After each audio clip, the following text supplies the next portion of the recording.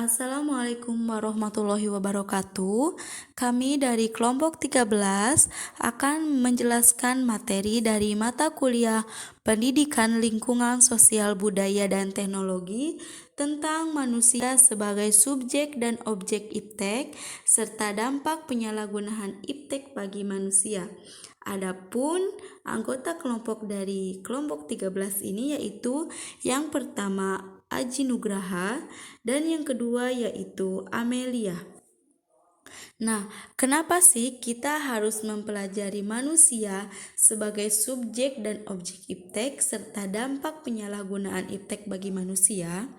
Karena pada hakikatnya manusia tidak dapat dipisahkan oleh iptek, sains, dan seni, di mana iptek, sains, dan seni ini yaitu sebagai kebutuhan manusia di era globalisasi yang sekarang.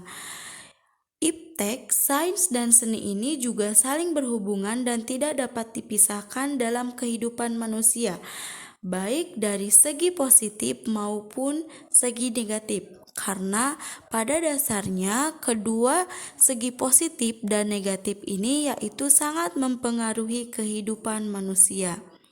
Nah, adapun pembahasan yang pertama yaitu mengenai pengertian sains, di mana sains adalah sejumlah proses kegiatan mengumpulkan informasi secara sistematik tentang dunia sekitar.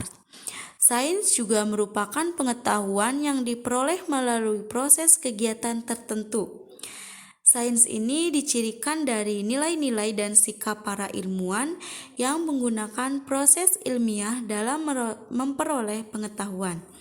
Dengan kata lain bahwa sains adalah proses kegiatan yang dilakukan para saintis dalam memperoleh pengetahuan dan sikap terhadap proses kegiatan tersebut.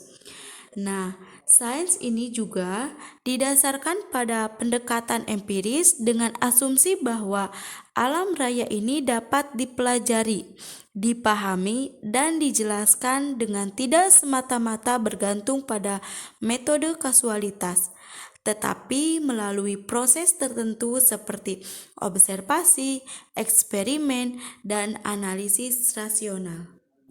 Materi yang kedua yaitu tentang pengertian teknologi, di mana teknologi adalah keseluruhan sarana untuk menyediakan barang-barang yang diperlukan bagi kelangsungan dan kenyamanan hidup manusia.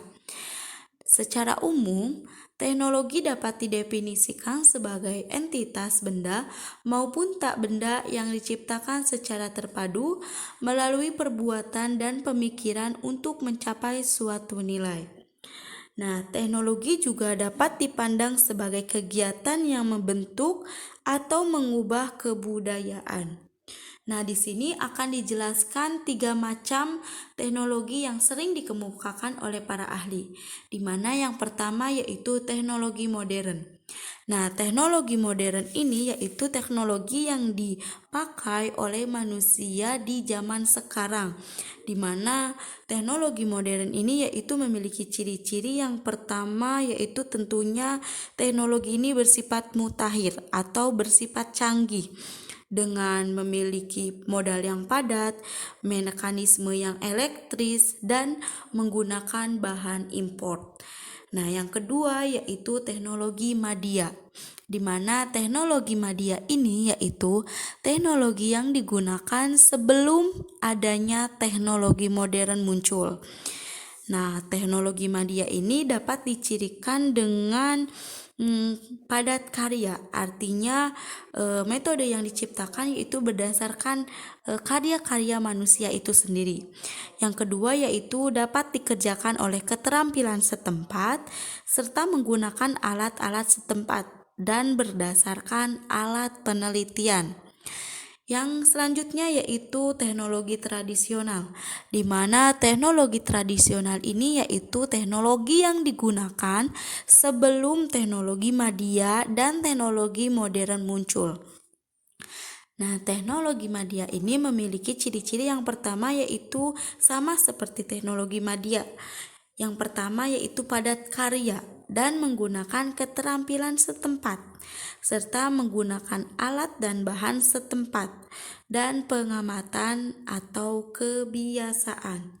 Nah, yang selanjutnya yaitu tentang manusia sebagai subjek dan objek iptek, di mana ilmu pengetahuan dan teknologi adalah suatu pemahaman tentang suatu pengetahuan yang memiliki fungsi untuk mencari, menyelidiki, dan menyelesaikan suatu hipotesis.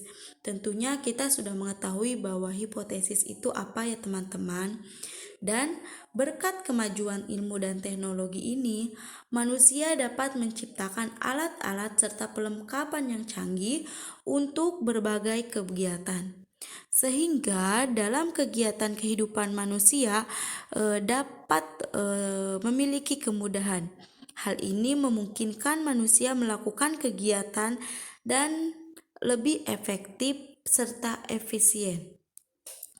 Yang selanjutnya yaitu manfaat teknologi. Dengan ilmu dan teknologi, tumbuhlah berbagai industri yang hasilnya dapat dimanfaatkan dalam berbagai bidang.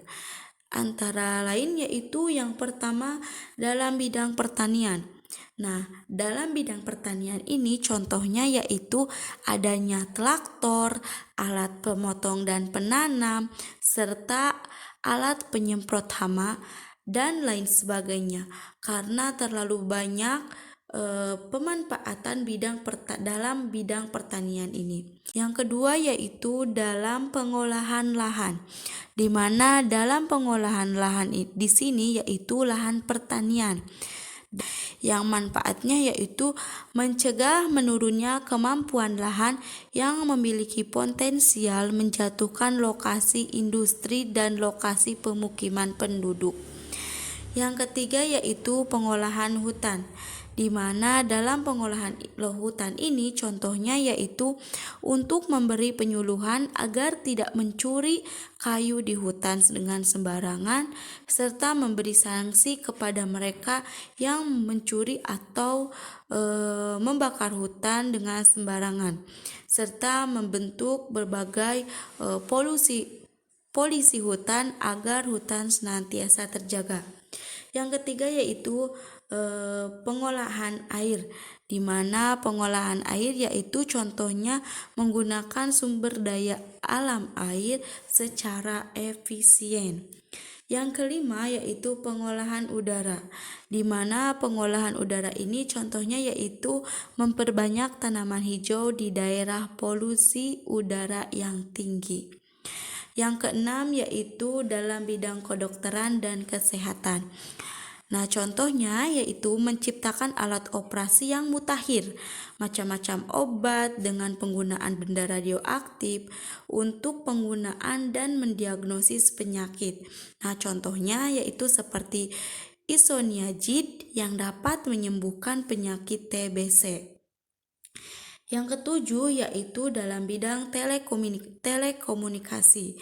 Contohnya yaitu seperti yang dapat kita rasakan sekarang, adanya televisi, radio, dan telepon, sehingga memudahkan kita dalam menjangkau atau berkomunikasi dengan orang-orang yang memiliki jarak jauh dengan kita.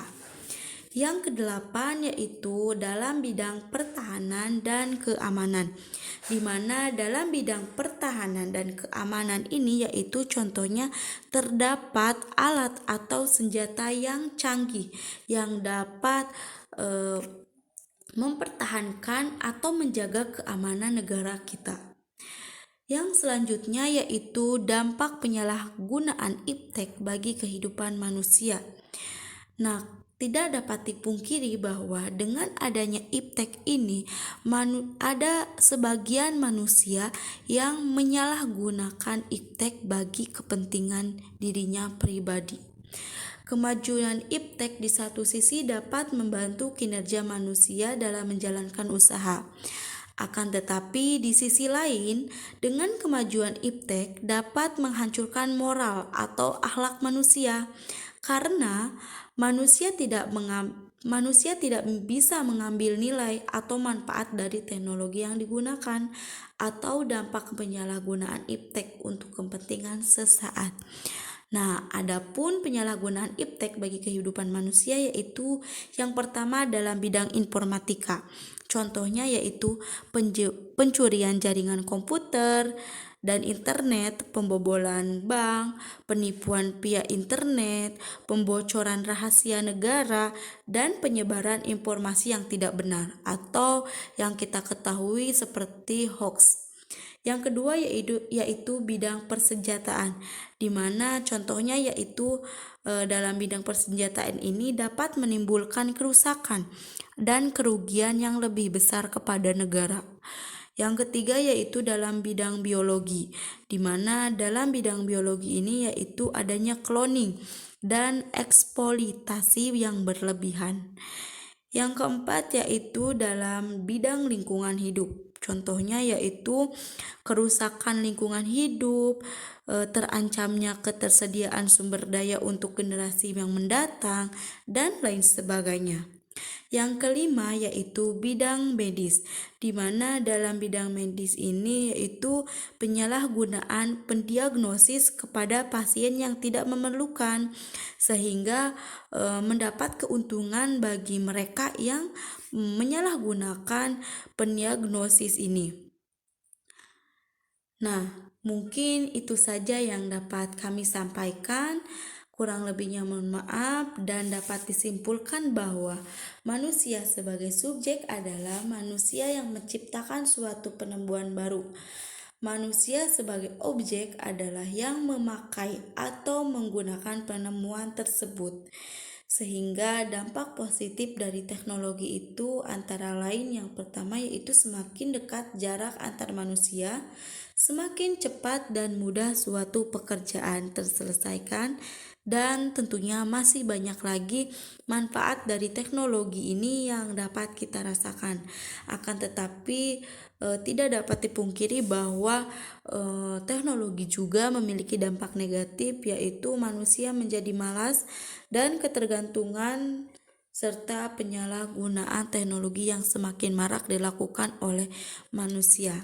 Mungkin itu saja yang dapat kami sampaikan, kurang lebihnya mohon maaf. Semoga kita sebagai calon pendidik dapat menggunakan teknologi dengan semestinya dan dimanfaatkan untuk kepentingan sendiri dan tentunya kepentingan orang banyak. Kurang lebihnya mohon maaf. Wabillahi taufiq wal hidayah. Wassalamualaikum warahmatullahi wabarakatuh.